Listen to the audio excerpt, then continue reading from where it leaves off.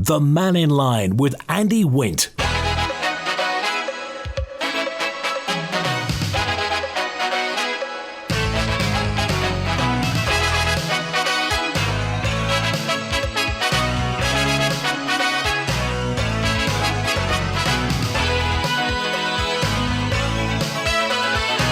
Pastor Mike, good afternoon. Welcome to Mannin Line on Manx Radio. Open line through till 1 today. So if there's anything particular on your mind, I don't know whether you saw the story about EVF, you know, the people who've got the filling stations who have discussing the possibility of not selling newspapers anymore. Apparently, they want to know whether you buy newspapers, if you buy them from the petrol stations, and what's going to happen.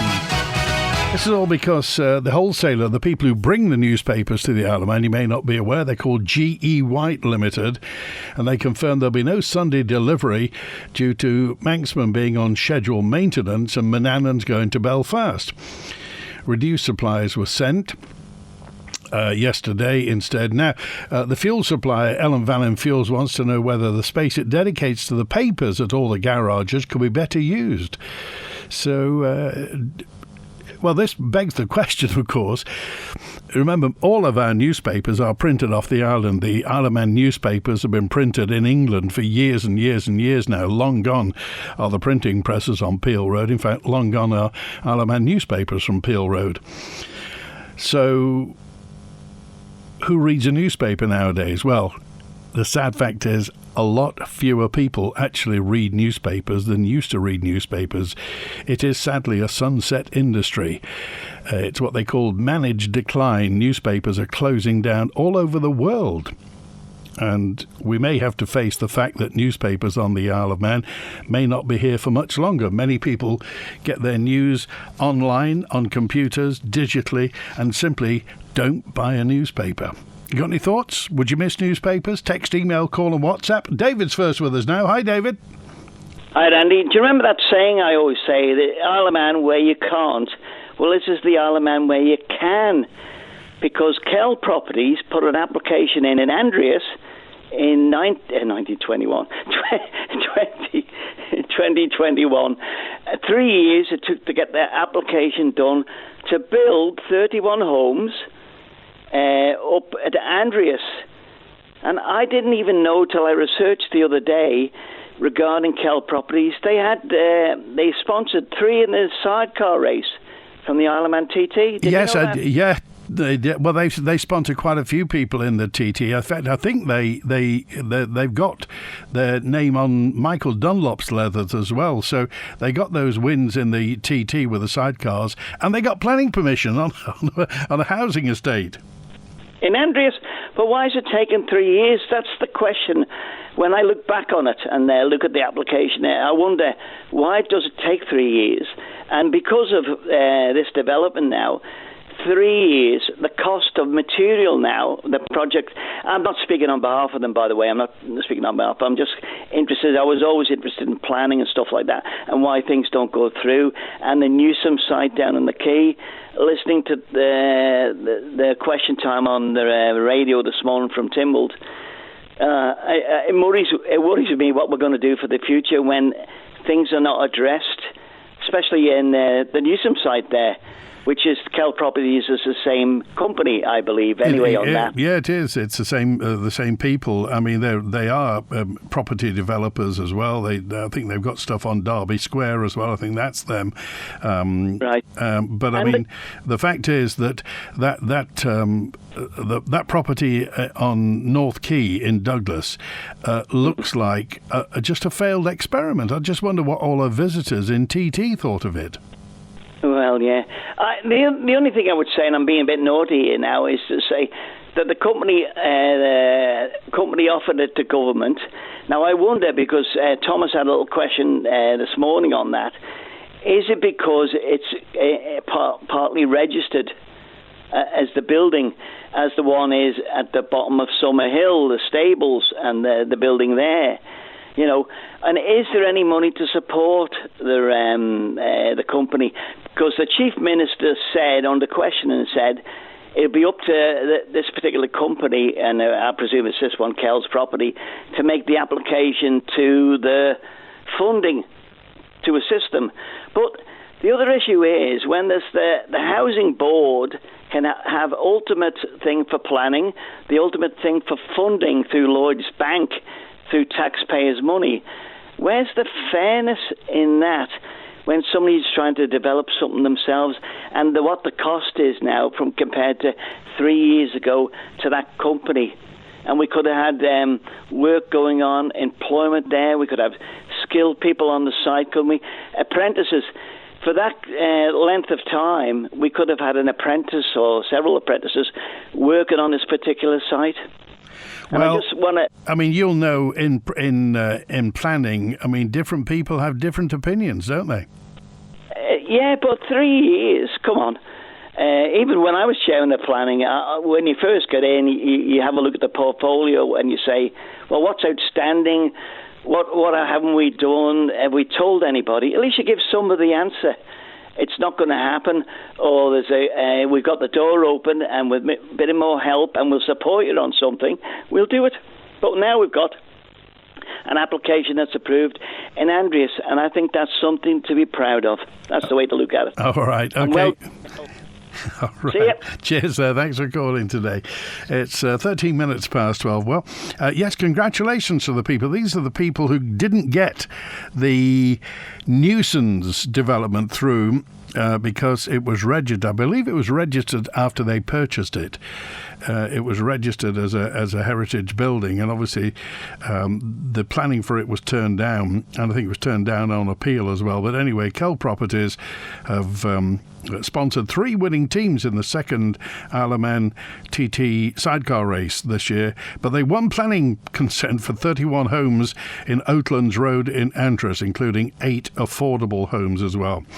So there it is, some more houses in the north of the Isle of Man, including 8 affordable homes. Nice in Andreas. So well done to them. And we don't know, these are the people who offered that nuisance site that they couldn't get planning on, offered it free of charge to the government. So to the Manx Development Corporation, that's the arm's length company that is looking at brownfield sites. And they've been offered a property absolutely buck-shee by Kel Properties. So we'll see. So any thoughts on this? Any thoughts on the situation with newspapers as to exactly, are you bothered about the lack of newspapers? I mean, do you read a newspaper? Do you buy a newspaper for that matter? I suggest you support the Examiner and the Independent, because the longer we can keep newspapers, bricks and mortar newspapers going on the Isle of Man, the better. I say bricks and mortar purely because in the UK they have what they called, a very trendy word, regional hubs. So they'll have a newspaper for a particular area, but the newsroom will be 60 miles away. They won't even be on the patch. They won't have flesh and blood journalists getting newspapers. So that could happen in the future with Isle of Man newspapers. It could be that they source all their news. Somebody sitting in an office in Preston or Manchester or Doncaster could do that, and suddenly you don't have journalists on the Isle of Man. You may notice, if you read the newspapers, the pages and pages of what they called reader photos, basically just something to fill the newspaper with. Nice photos, but it's not journalism. So you wonder exactly, and of course Isle of Man newspaper's got Richard Butt, a fine journalist, is no longer editor of the papers. They have a journalist from Wales who is now the editor of the newspaper. If EVF, big retailer, don't want to have newspapers, and this is all because this goes right back to the fact that they stopped bringing the newspapers in by plane.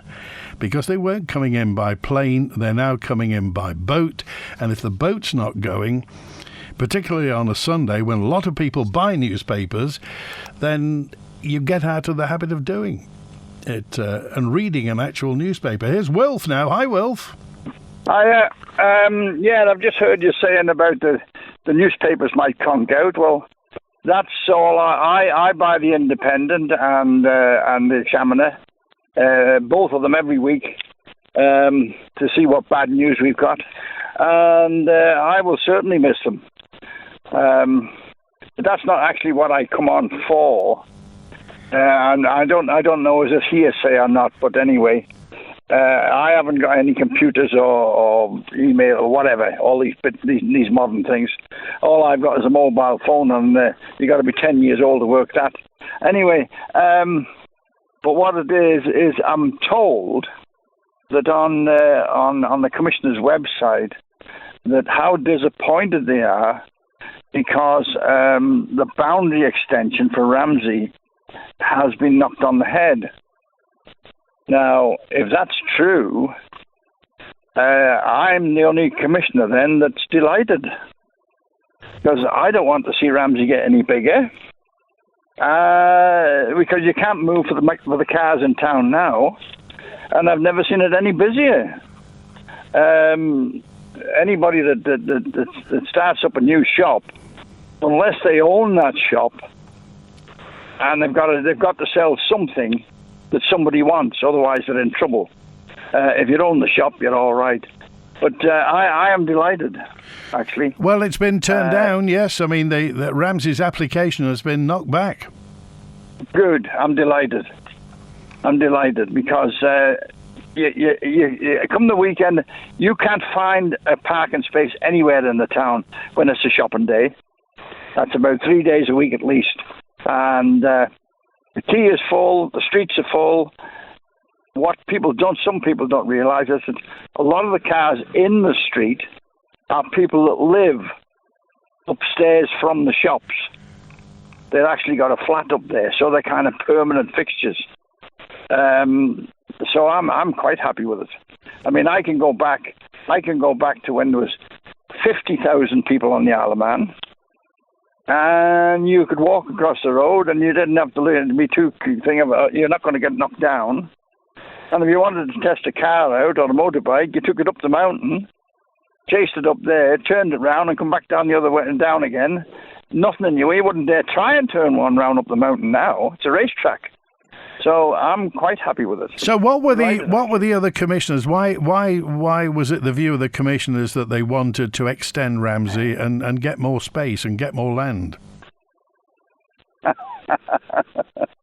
Well, no, I call myself the only sensible commissioner that's there. It always have been. But then, no, the thing was, a lot of it was, we will get more rates. And we will be able to. We'll want more bin lorries, more men working for us, and they can't actually handle what they've got now. The men is overtaxed now, running around doing jobs. So it would employ a lot more people. But the thing is, I was on housing for years, and I've seen the list. 2 beds wanted, 3 beds wanted, single flats wanted, but I've never ever seen a list of people wanting a new house in an estate. That list doesn't exist. See, Cannon is wanting, 1,500, 15,000 more people? I don't know, whatever it is. And it's the old thing, I won't go over that, but you know what it is. No dentists, no doctors, all the rest of it. Nobody can get anything now. How can you cope with that? It's just ridiculous. The man's on another planet, I'm afraid. Somebody wants to take over from him, I'm afraid. Well, I mean, that's my opinion. Yeah, I know. Well, what they're saying is, I mean, they always talk about, financial activity, getting more business going on the Isle of Man, get more money, basically, for more people. Listen, you can go back a long way as well. Now then, eventually, if they're allowed to carry on, I'll be long dead and gone, but if they're allowed to carry on, they'll build every flat area they can get on the Isle of Man, and there'll be that many people here and that much traffic here, nobody will ever want to come to live here anymore. they won't even come to holiday anymore because it'll be busier than it is in England. You've got more room in England in places now than the Isle of Man. So that's, again, only my opinion. I might be totally wrong, but I can't remember when I was ever wrong before, so I don't know. Right. Thanks, Will. Good to hear from you. All right. Thanks for that. 22 minutes past 12. Thanks to lots of people talking about newspapers. I was by the local newspapers, says it's anonymous text in here. I was by local newspapers, and I buy the Daily Express twice a week, mainly for the crosswords. I deliver newspapers, says Tony, and people, the older generation, love to have their papers delivered. Yes, they are selling less, but people still buy newspapers. And Kenny said it took so long, I think, over because of flooding concerns for the Andreas estate. So surely the savings of the Department of Education could be made if only all of the mentioning schools were sold. Did you see that story about this report that the government's had? Department of Education, Sport and Culture says it's going to need to access a transformation fund to make schools more efficient. This independent review, commissioned by the Council of Ministers, recommended closing eight so-called inefficient primary schools. Well, the government has said that they're not going to close 8 schools, but they've had a report that said they should.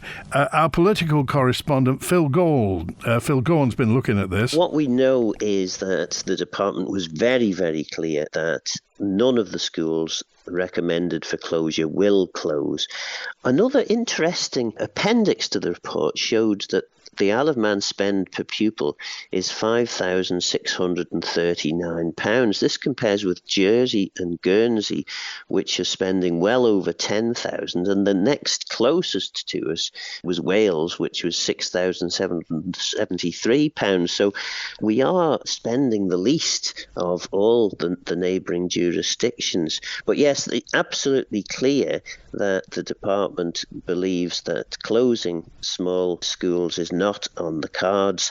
It believes that these are essential parts of the communities that they serve, and they have no wish to see these schools closed. And the final recommendation, of course, was looking at the number of teachers, and it reckoned that possibly as many as 50 teachers were superfluous.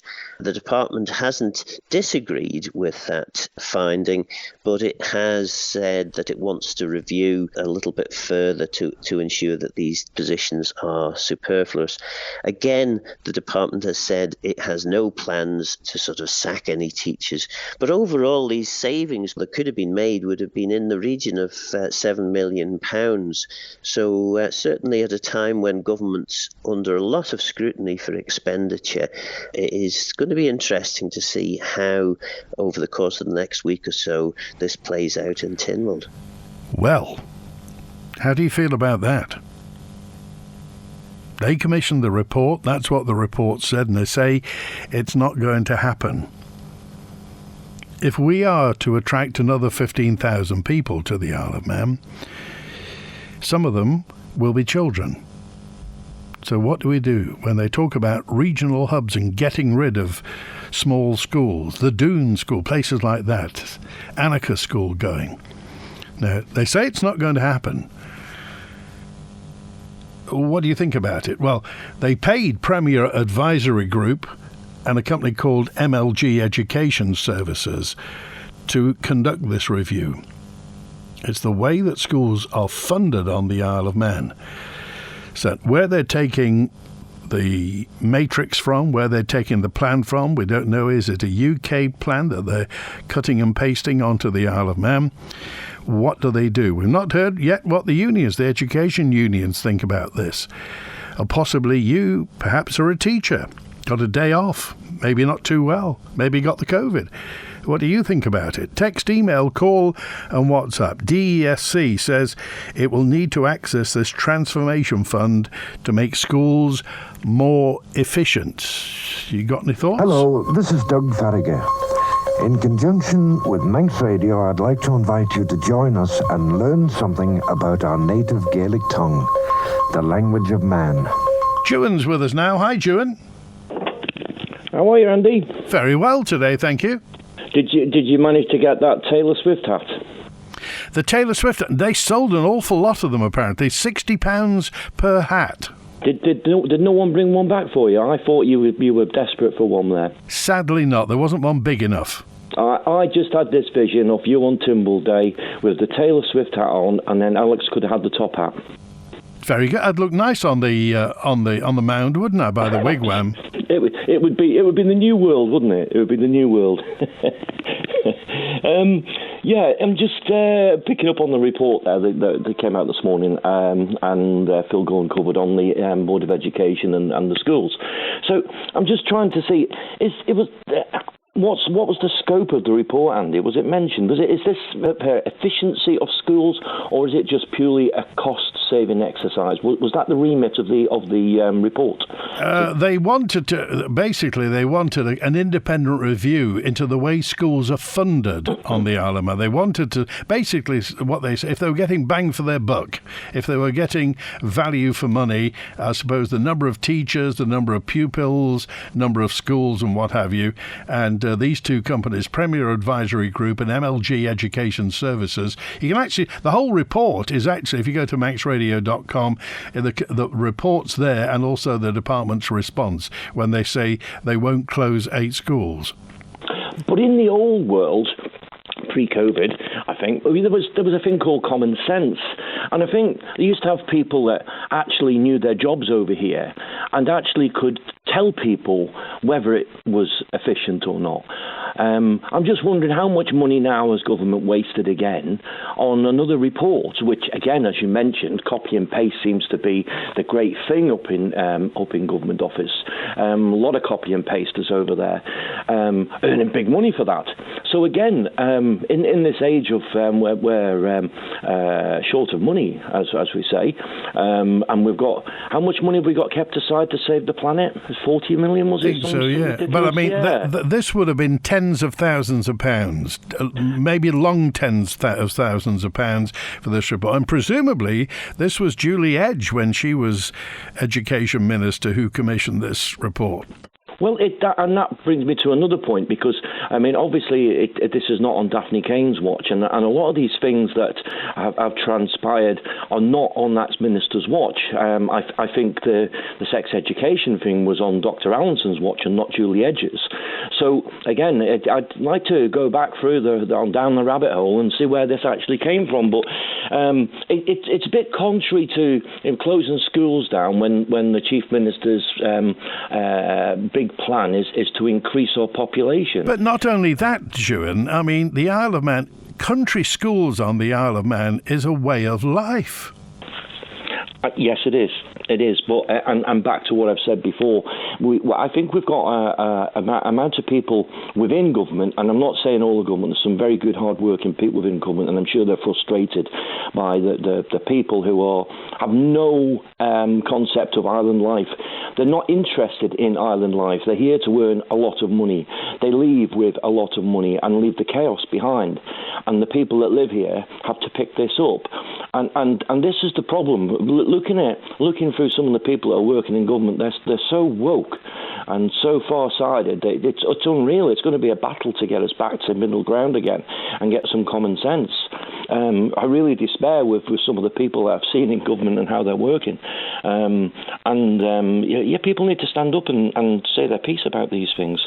But you wonder, as you say, there may be the sort of come day, and as you say, there are some terrific people who've worked all their lives in the civil service, and they may be horrified by what's going on as well, because you get the come day, go day, people who come in on a 2-year contract, put Isle of Man government on their CV, and clear off somewhere else. And our government is full of this. I mean, I could go on this programme for an hour with it, and it would open some people's eyes. It is absolutely full of it.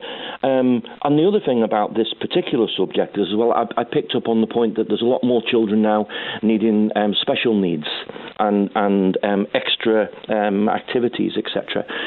There should be an emphasis from the health authority and the health board about why these kids are suffering like this. Why are they picking up this? Why and everyone's got a tag on them now, ADHD and autism. There should be some reports on why this is happening.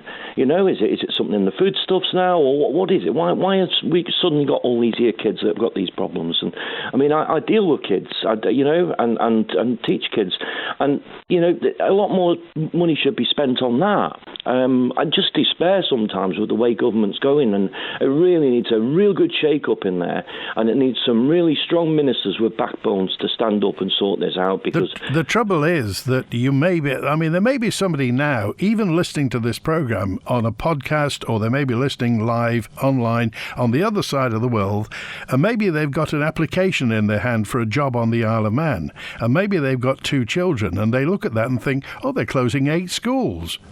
What's happening there? Yeah, these words have impact.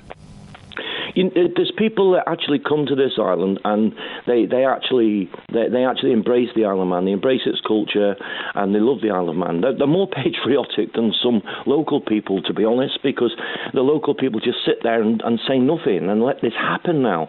It's not the time to sit there and say nothing anymore. You've got to stand up, and if it's the island that you love and the island that you've had, you've got to stand up and start saying things, because the way that the civil servants, and again, I'm not saying all civil servants, but there's some invested in here who do not care for our culture, and they do not care for what we have here, and it's time for a big shake-up.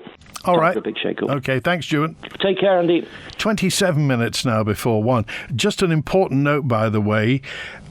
Later on this month, it now being June the 18th, 2024, I'd like you to, if you can, if you're not driving, stand to attention. And if you know how to do a salute, do a salute. Because later on this month, the Isle of Man Liverpool Ferry Terminal will welcome its first set of passengers. Later this month. By the end of June 2024, somebody is going to walk through the Liverpool Ferry Terminal and get onto a boat coming to the Isle of Man. And from the Isle of Man. Tim Crookall, MHK, Infrastructure Minister, confirmed. Well, have a listen. We understand from the Isle of Man Steam Packing Company that, subject to satisfactory berthing and bunkering trials, they are working towards opening the terminal as soon as possible in order to be ready for the busy summer holiday period. They currently expect to have the first passengers sailing later this month. Is the Isle of Man ferry terminal in Liverpool ready for public use? And if not, what is preventing this use, and when will it be ready? The Isle of Man ferry terminal has been completed to the design and specification agreed between the department and the Isle of Man Steam Packing Company. What remains to be completed lies with the Isle of Man Steam Packing Company, such as the installation of their software and hardware, checking the system, X-ray machine, cafe signage, etc., and for the Isle of Man Steam Packet Company to be satisfied with their berthing trials.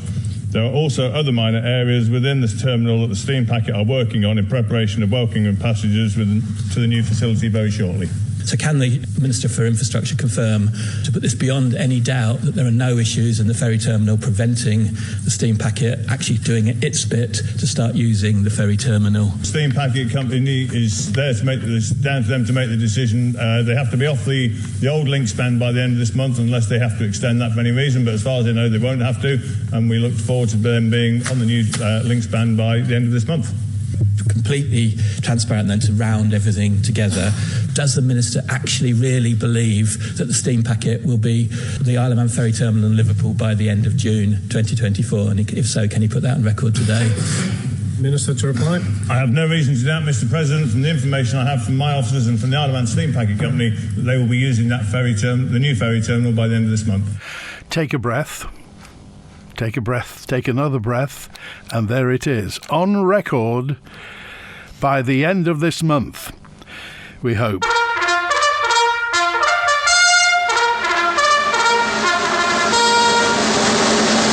Sue said, I don't buy newspapers, load of rubbishy old gossip and most are biased. Which ones, Sue? Any newspapers at all? I mean, the Isle of Man newspapers are great. 2 purchase newspapers per week, Examiner and Independent, and the freebie, the Courier. I've not been getting my Courier lately. Do you get yours? I get mine about 2 weeks out of every 4.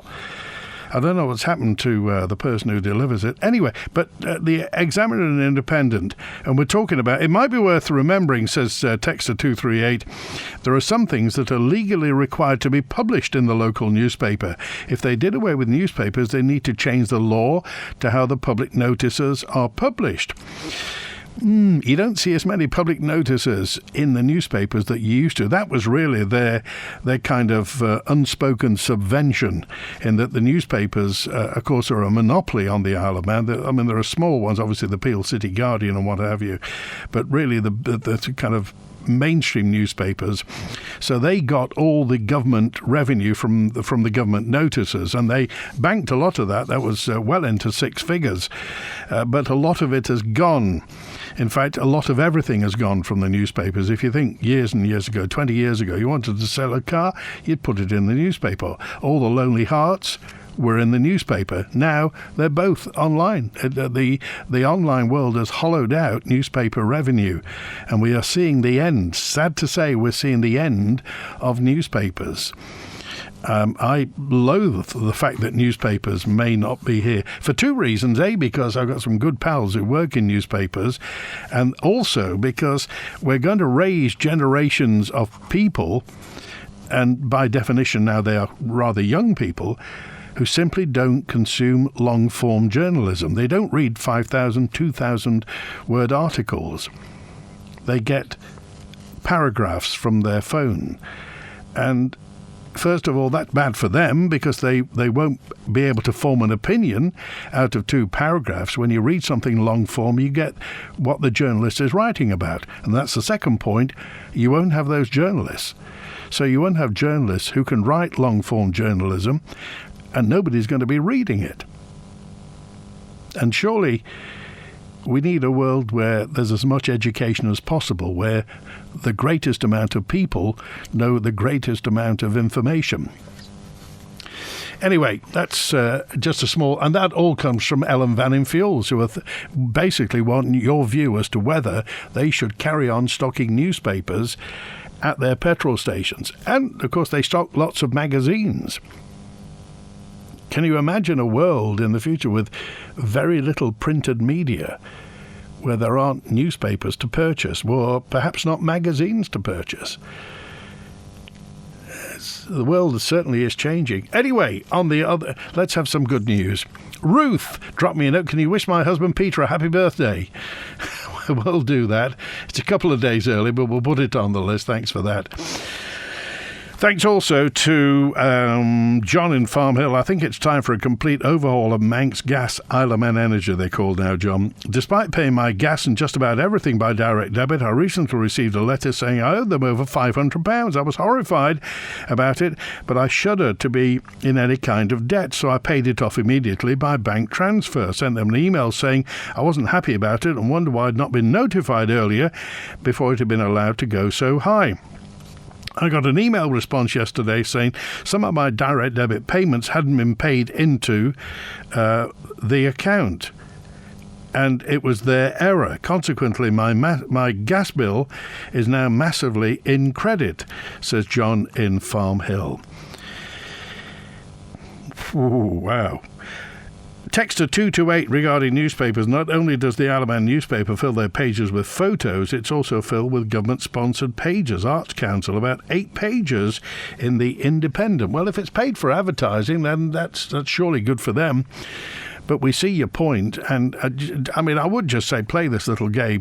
Just look at how many pages of adverts there are in the newspaper for themselves, and also readers' photos. That is what used to be newspaper journalism written by journalists that isn't there anymore. It's a sad tale.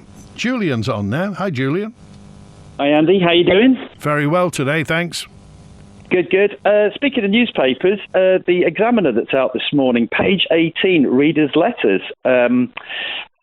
A writer has said that he welcomes Paul Burgess's visit to the island and says, at last we've got a real scientist coming here who's actually been involved with power generation and water and hydro and hydrological things. So, well apparently it says, I was watching. I've watched a couple of Mr. Burgess' videos. He said he put together the first mathematical climate plan in 1971. He did the first one, so it'll be interesting. Yeah. Of course, he's on Thursday, so we'll ask him all about it. Yeah, I mean, in some ways, climate scientist is a bit of a misnomer because there are so many disciplines going right out to what the sun's doing, what the ocean circulation's doing, how that reacts. You've got to be doing orbits around the sun, all kinds. There's so many different things that have to be thought about rather than just one sort of blinkers on thing. Just thinking, right? I like onomatopoeia, which is where you have several words with the same first letter. It seems that we can't change the racing schedule, so Sunday is now a race day, isn't it? It is, yes. No Mad Sunday anymore. Now, to your tuned ears, because I know music and language, you're good at this, how does Mad Monday sound to you? Oh, I can just see them. It's a rest. They've just fallen off their seats in the motorsport department. It's a rest day. Let's have Mad Monday. I mean, it's kind of, and you could do all kinds of memes and all kinds of things with that. So, can't agree more with Dewan and what he's saying. And just as a last thing, just to support that, I was up at Robinson's New Delhi up in the business park, and I was also at Tesco, and I noticed that the plastic-wrapped Tesco Finest rump steak is £1 more expensive than the lovely fresh, ready to go with the butcher looking after you and whatever cut you would like in the Robinsons. So £1 cheaper a kilo. Well, that sounds fine. I mean, you can't beat those Horsthausers. Nobody works harder than the Horsthaus family there. Absolutely. But, you've got stuff that, we know where it's... I mean, I think the Tesco Finest one's Irish. However, you haven't got that terrible polluting road miles because it's on the island. We know its provenance and we know what it's been fed and all this type of thing. Why wouldn't you buy decent meat at £1 a kilo cheaper? Well, I'm sure they're very happy with that big fat plug, Julian. Yeah, well, I'm just telling, go and have a look. Look at the pounds per kilo on a pack of Tesco Finest steak. It's £1 more. So, we can keep... The Isle of Man is doing it cheaper.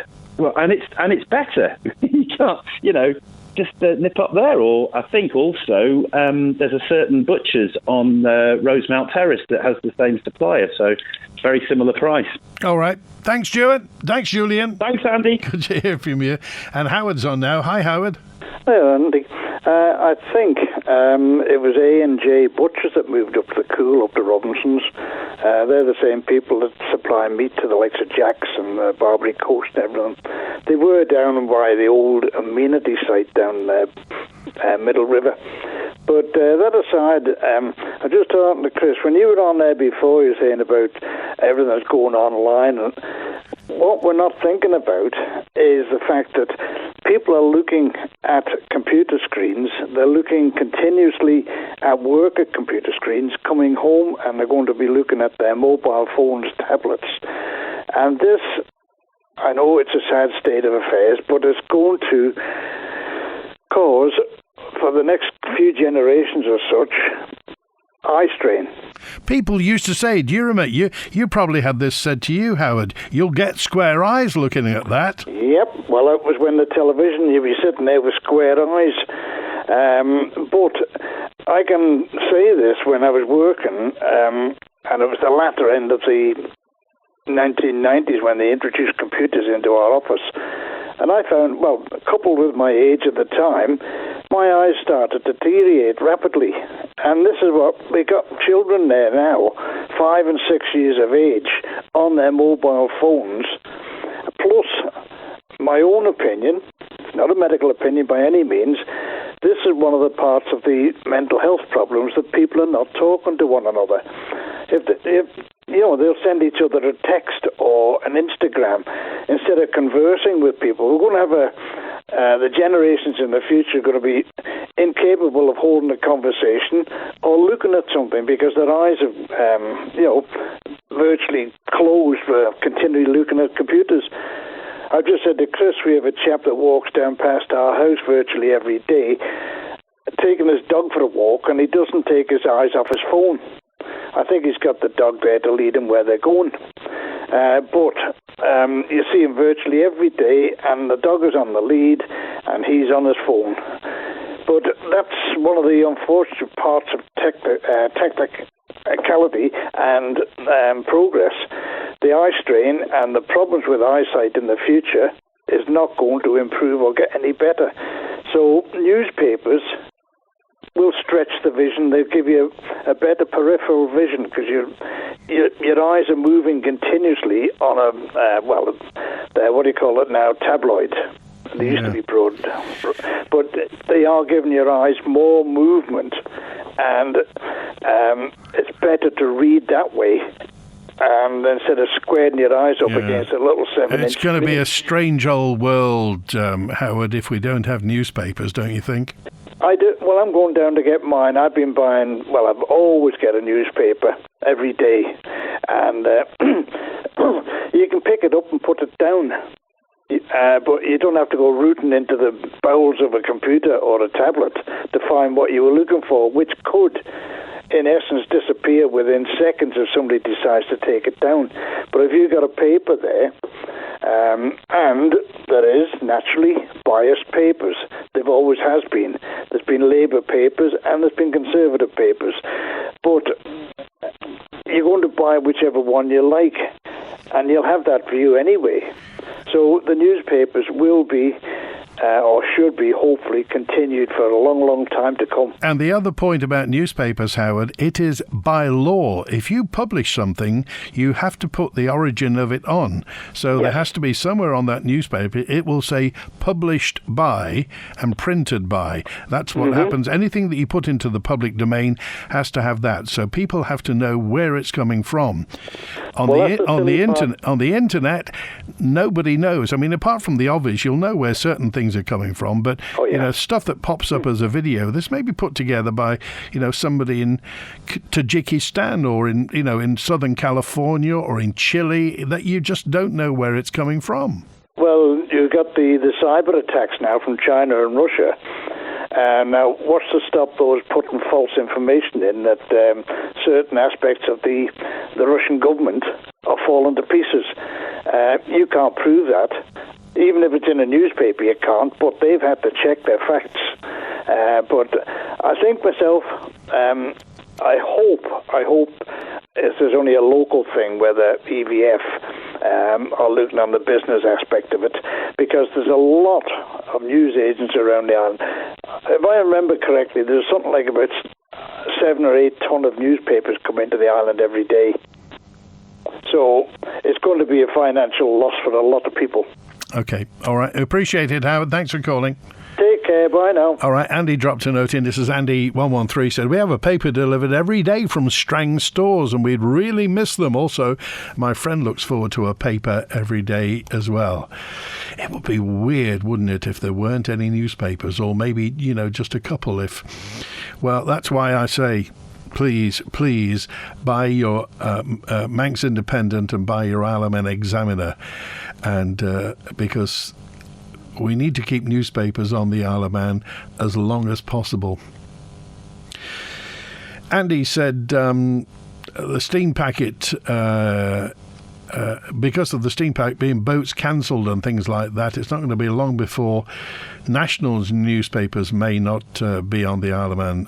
I mean, obviously, the newspapers are printed across, so they have to be brought to the Isle of Man. And the wholesaler, G.E. Whites, do that very quietly in the background, very efficiently, get the newspapers and the magazines every day off, and then they deliver to them, to all the news agents, the big news agents and the small news agents, the small shops and the big shops. But they have to make a living. They have to make a crust. It's got to be worth them and their drivers getting out of bed in the morning and taking them. And obviously that filters through to all the retailers who are selling the newspapers and the magazines. And you, as a reader, you go, there are some terrific news agents and magazine shops on the Isle of Man, and certainly punching well above wait for availability of magazines. If you look in some of the big multiples, hundreds of the darn things to choose from. But let's just remember, this is a warning shot. Newspapers could disappear from the shops. It's the old use it or lose it syndrome, isn't it? Right.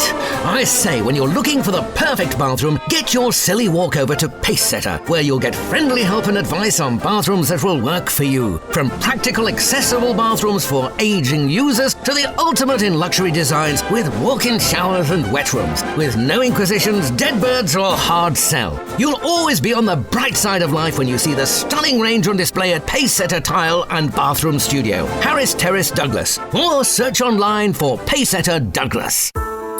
Would you consider leaving a gift in your will to Hospice Isle of Man?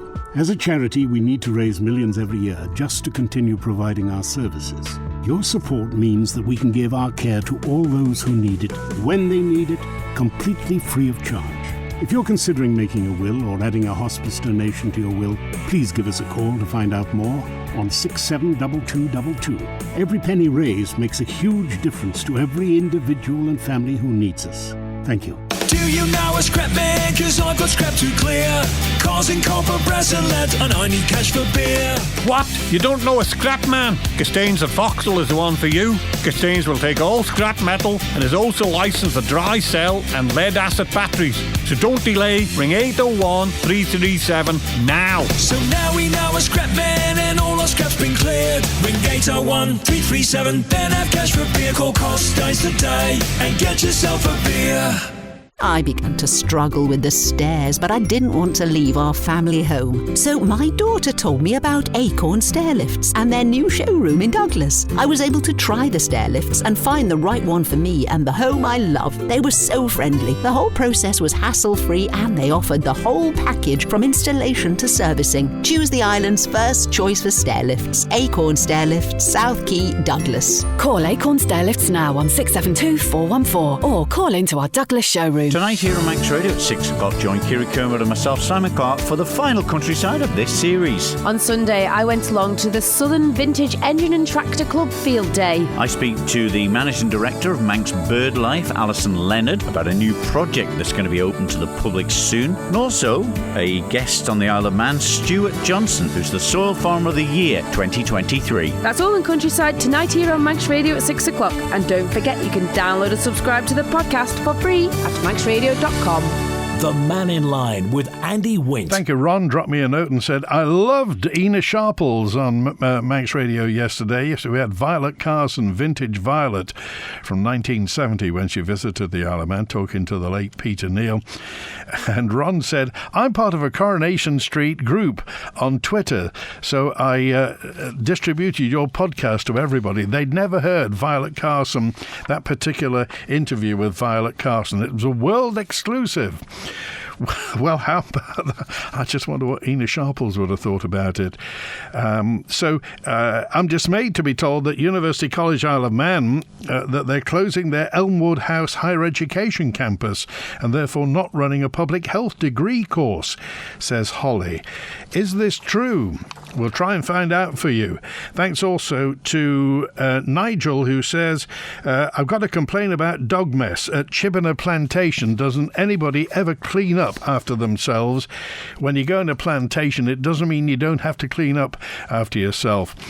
And Fran, no Sunday papers, shops and businesses closing, along with eateries and other establishments struggling. There's only one source of the problem. It's the steam packet.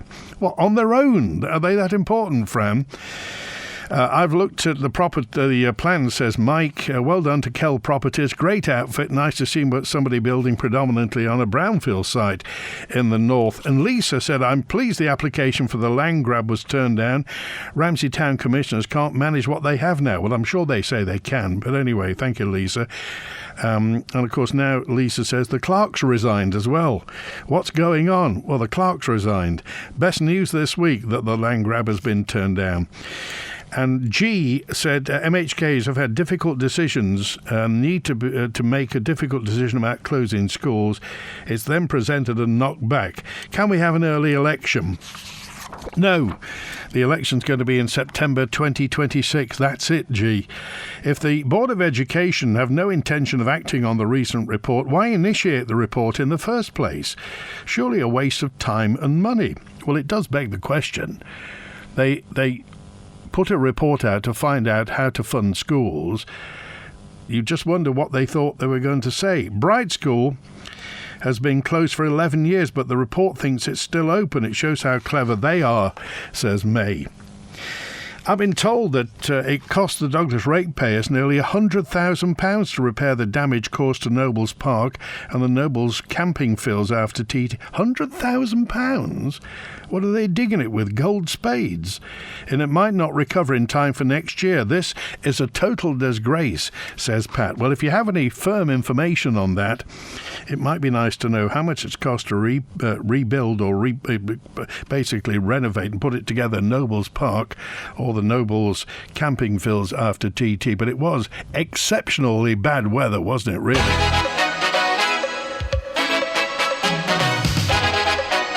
Why does the government have this report and then completely disregard the findings?